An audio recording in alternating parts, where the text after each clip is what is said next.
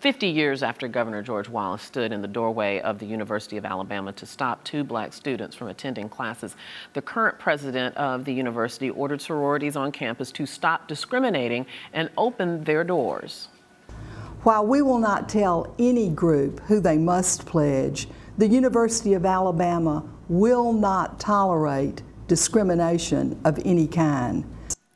The mandate comes after protests and admissions by the sororities that decisions on new members were made based on race. Under the order, the social clubs must begin recruitment and remove any barriers, real or perceived.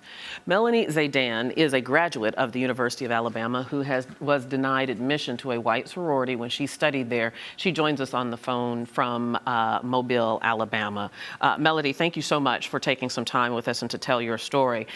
Just to expedite it a little bit, as I understand, you joined Rush. You tried to join sororities that were traditionally all white on the University of Alabama campus. You failed the first year. You tried again the second year and still was not admitted. So I want to start with this question. Why did you even want to be in one of these predominantly historically white sororities as opposed to the black sororities that were on campus?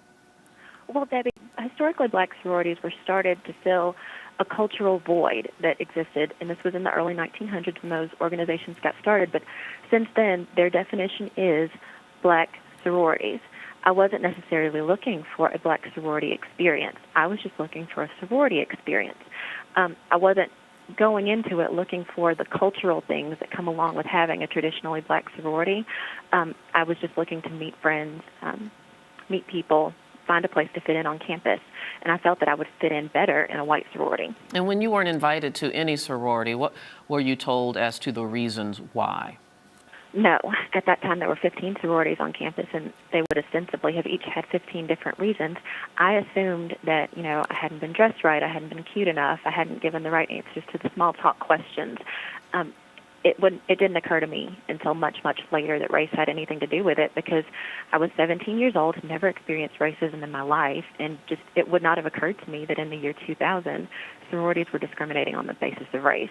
I find that so interesting. So what was the racial climate there on campus? I mean, the University of Alabama has a very storied history, a very infamous history when it comes to race relations. What was it like otherwise there for you? I never noticed any overt racism, and maybe that's because I wasn't looking for it, and I don't tend to see those things. But there's some, I think, natural cultural segregation in that the international students sit together in the cafeteria, and the white students sit in one part, and the black students sit in another part, because you sit with who your friends are. I tended to flip between the groups, so maybe I just wasn't looking. But, things are fairly segregated on campus, not institutionally, but just socially. And the current president, Judy Bonner, has issued a mandate that no sororities or fraternities discriminate on the basis of race, saying that would not be tolerated, that their admission policies have to be fair. Is that mandate enough, and will it really make a difference? Well, that's not a change. The president has never said, sure, white sororities, go ahead and discriminate against the black girls.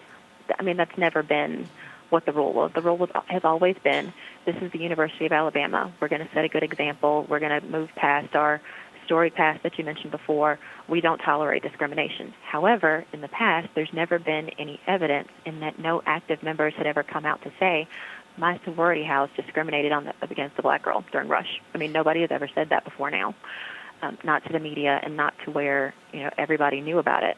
And just to be fair to this issue, I have to ask the question, why shouldn't sororities and fraternities, who are just largely social organizations on campus, cliques, some might define them, why should they have to admit anybody they don't want to admit?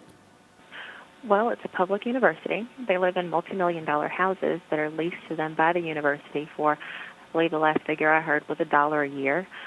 They're receiving all the benefits of the taxes paid by black citizens, white citizens, and in addition to that, it's the University of Alabama, and the university, if you're going to operate there, you need to follow the university's rules, and the University of Alabama does not want to be known anymore as a racist institution. Well, we'll see if the president's current mandate makes any difference. Melody Zeidan, thank you for telling us your story. Absolutely. And this is Arise America.